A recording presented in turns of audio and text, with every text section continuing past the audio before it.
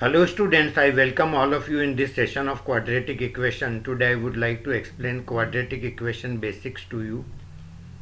सबसे पहले हम बात करेंगे क्वाड्रेटिक इक्वेशन आखिर होती क्या है। क्वाड्रेटिक इक्वेशन की स्टार्टिंग कर रहे हैं हम।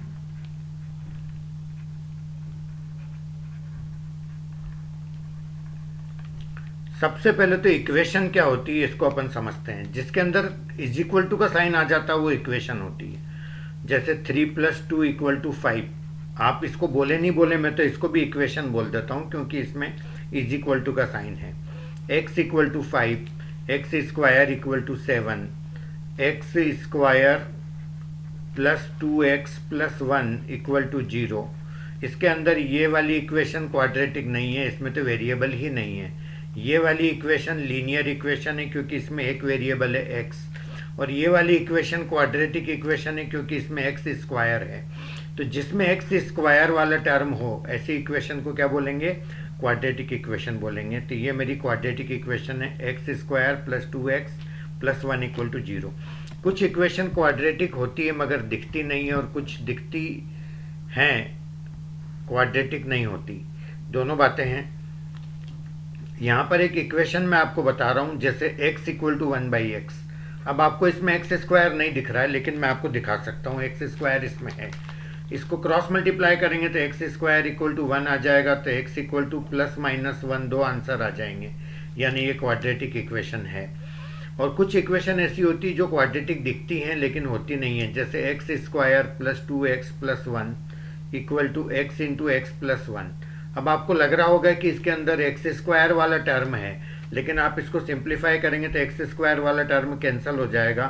x² प्लस 2x प्लस 1 = बनता है x² प्लस x, तो x² से x² कैंसिल हो जाएगा, 2x प्लस 1 = x। तो बेसिकली ये लीनियर इक्वेशन है। तो क्वाड्रेटिक इक्वेशन होती क्या है ये समझने के बाद अपन ये समझेंगे क्वाड्रेटिक इक्वेशन को सॉल्व कैसे करते हैं। क्वाड्रेटिक इक्वेशन को सॉल्व करने के दो मेथड हमारे पास अवेलेबल हैं। तो सबसे पहले हम बात करेंगे स्प्लिटिंग मिडिल टर्म।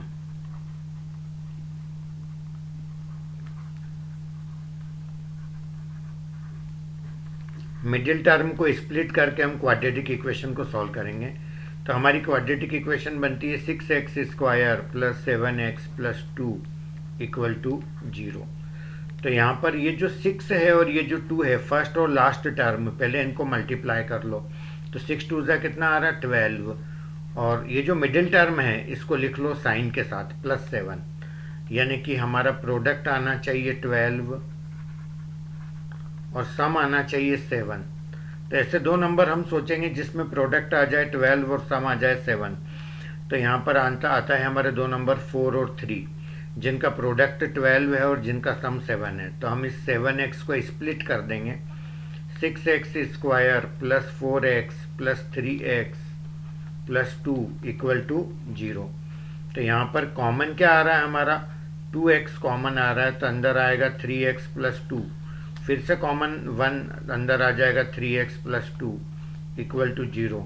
तो वापस से कॉमन आ जाएगा 3x प्लस 2 और 2x प्लस 1 = 0। तो या तो 3x प्लस 2 0 होगा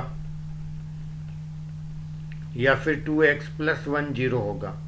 तो x का वैल्यू इससे आ जाएगा -2/3 और इससे x का वैल्यू आ जाएगा -1/2।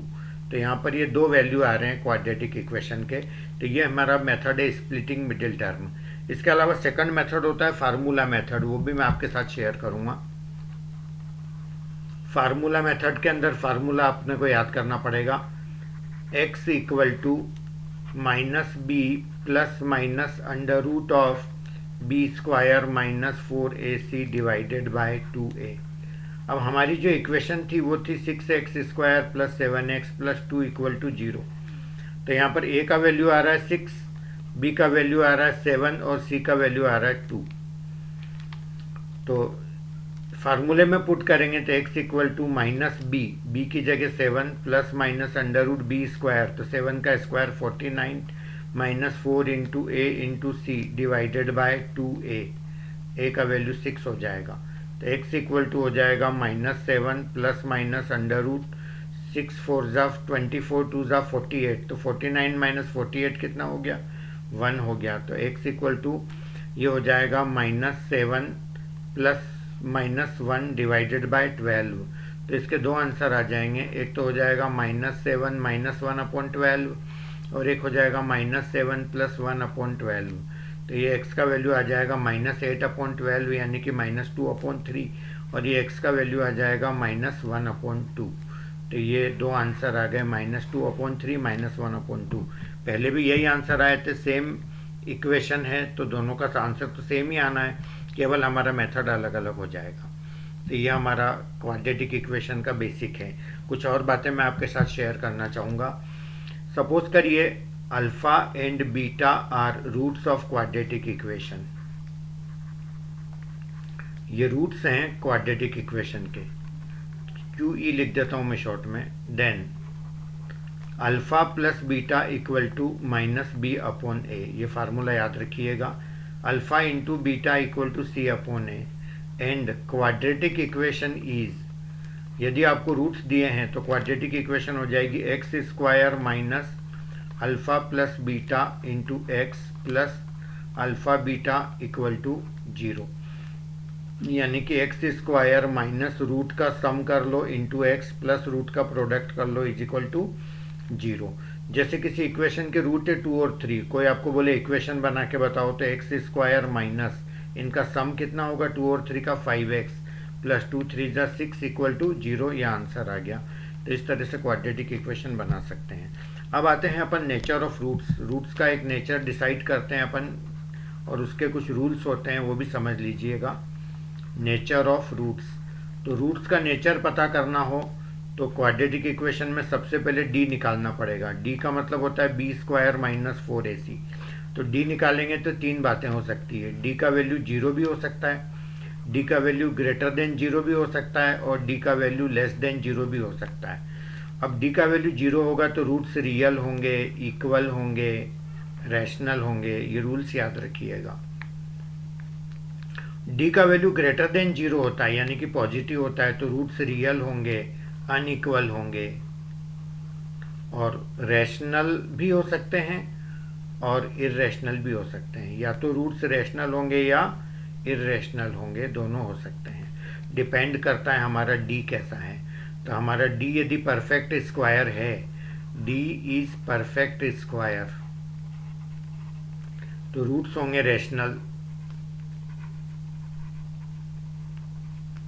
और d is not perfect square तो रूट्स हो जाएंगे इर्रेशनल। ये याद रखिएगा, ये मैंने दोबारा नहीं लिखा, सेम चीज़ है। d is not perfect square तो रूट्स कैसे होंगे, इर्रेशनल होंगे। और d लेस देन 0 है तो रूट्स कैसे होंगे, इमेजिनरी होंगे। इमेजिनरी रूट हमेशा पेयर से होते हैं, जैसे एक 3 + 2 आयोटा है तो दूसरा रूट हो जाएगा 3 - 2 आयोटा। इसी तरह से जो इर्रेशनल टाइप के रूट है वो भी पेयर से मिलेंगे आपको।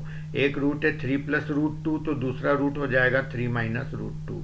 तो इस टाइप से आपको याद रखिएगा। ये सॉल्व करेंगे अपन जब क्वाड्रेटिक इक्वेशन, तो इन सारी चीज़ों को आपको ध्यान रखना है। आई होप आपको ये समझ आया होगा।